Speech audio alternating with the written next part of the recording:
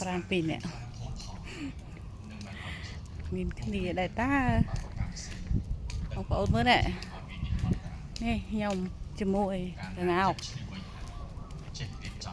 ឥឡូវគាត់ចិត្តគ្នាមែនតើបងប្អូនដើរហាត់ប្រាណមួយគេបងប្អូនហើយនេះលឿនណា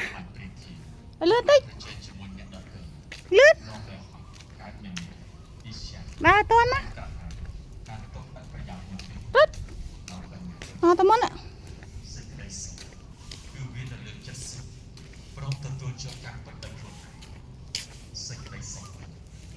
តាមពីរនាក់អត់មានគ្នា